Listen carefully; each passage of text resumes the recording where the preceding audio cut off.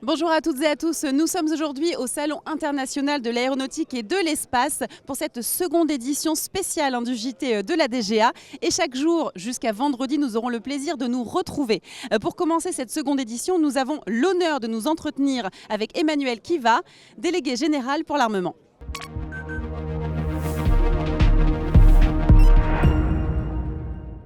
Bonjour monsieur le délégué. Bonjour.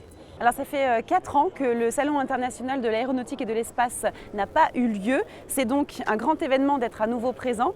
Comment s'annonce cette édition 2023 au Bourget ? Effectivement, après 4 ans d'absence, après la crise due à la pandémie, je pense que ça s'annonce comme un très bon cru.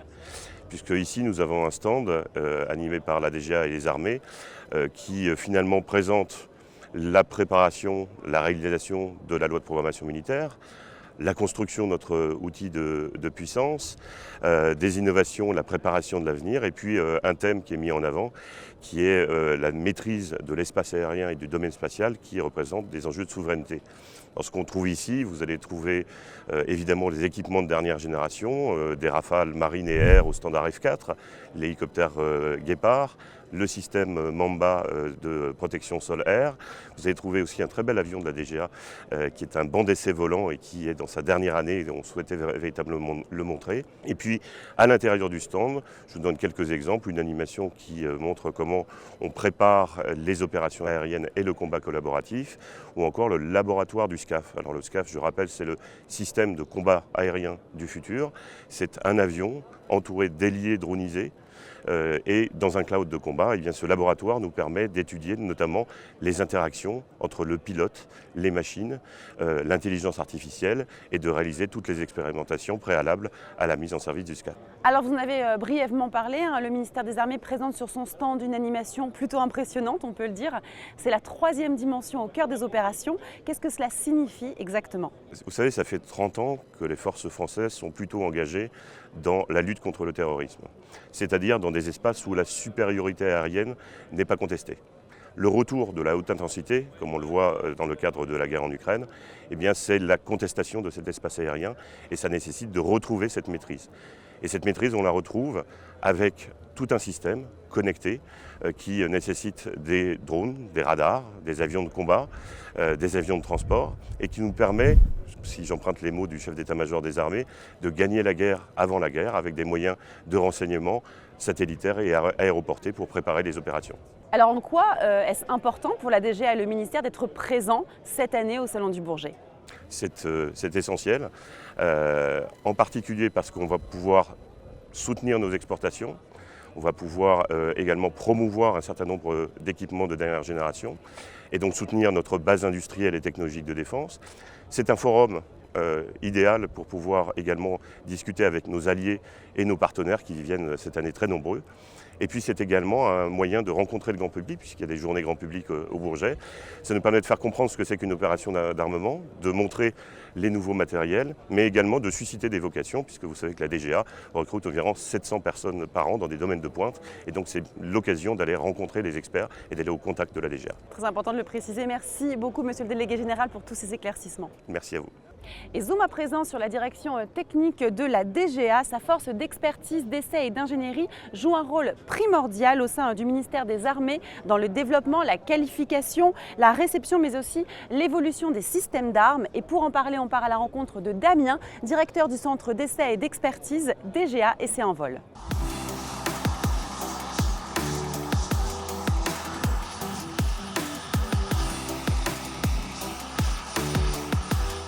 Bonjour Damien. Bonjour Fanny. Merci beaucoup d'être avec nous. Alors la direction technique de la DGA présente une grande partie de ses compétences aujourd'hui sur le Salon du Bourget. Quel est son rôle au sein du ministère des Armées et à la DGA ? Donc le rôle principal de la direction technique, c'est vraiment de soutenir la DGA dans ses différentes missions. Et pour ce faire, elle s'appuie sur 4 piliers qui sont ses forces, le monde de l'architecture, l'ingénierie, les essais et l'expertise.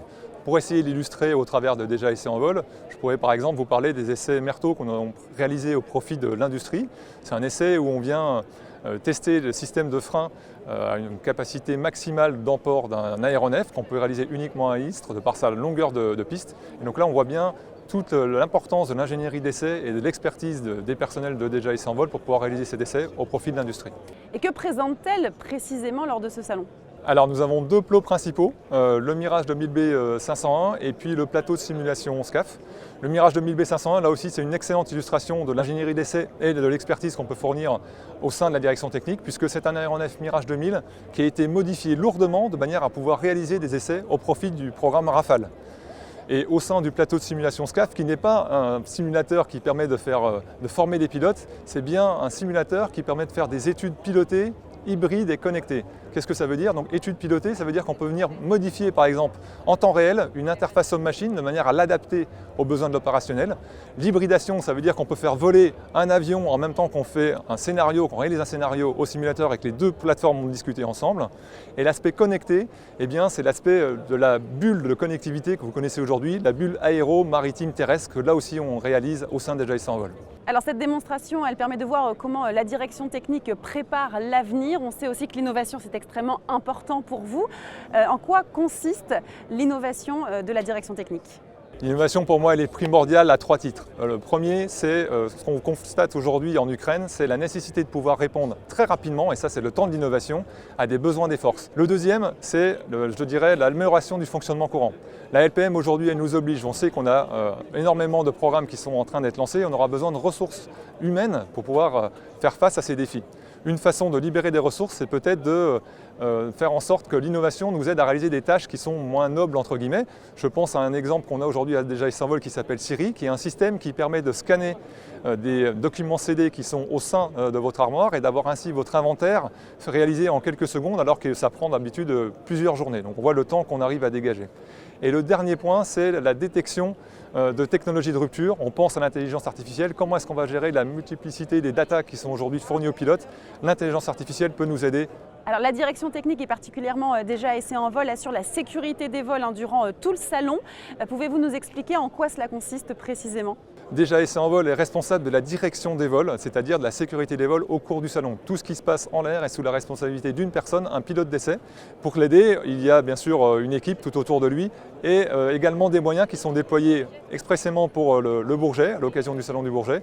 Ce sont 3 radars, le DGA Technique Terrestre et de DJI Envol, qui sont opérés par des personnels là aussi de DGEV et de DGATT et qui fournissent la trajectographie en temps réel de manière à ce qu'ils puissent confirmer si le pilote qui réalise sa démonstration reste bien dans le volume qui lui est dévolu.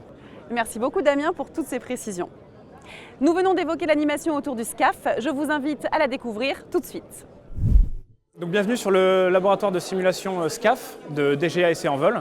Ce laboratoire de simulation, c'est assez emblématique de l'expertise de DJI Envol qui travaille depuis des années sur des simulateurs d'études pilotées, notamment au profit de grands programmes aéronautiques comme le Mirage 2000 puis le Rafale et également sur différents simulateurs d'hélicoptères.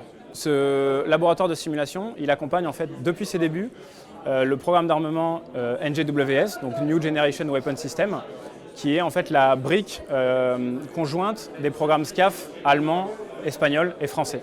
Donc ce programme il est constitué d'un nouvel avion de chasse, donc un avion de chasse de nouvelle génération, qui sera accompagné de drones, les remote carriers, et le tout avec une connectivité étendue grâce notamment à un cloud de combat. Donc derrière moi, vous avez 2 simulateurs de ce nouvel avion, le NGF, donc l'un en version classique et l'autre en version réalité virtuelle, et également un simulateur de drone. Ces 3 simulateurs, ils sont en plus interconnectés à l'aide d'une liaison de données qui permet donc demain, par exemple, d'enlever un des simulateurs et de le remplacer par un aéronef et de faire ce qu'on appelle de la simulation hybride, donc avec de la simulation et des avions directement en vol. Dans le cadre du salon, ici, on déroule un scénario qui est représentatif de ce que sera le combat collaboratif en 2040.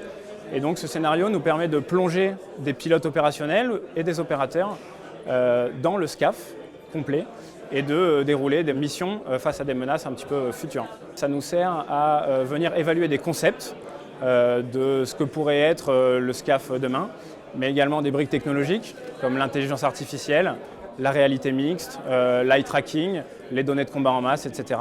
Et ça nous permet surtout, en fait, via notre travail, de faire émerger des besoins qui vont venir alimenter les réflexions et peut-être l'architecture du programme. C'est ainsi que s'achève notre JT consacré à la direction technique de la DGA. Je vous remercie et je vous dis à demain pour une nouvelle édition spéciale consacrée au spatial.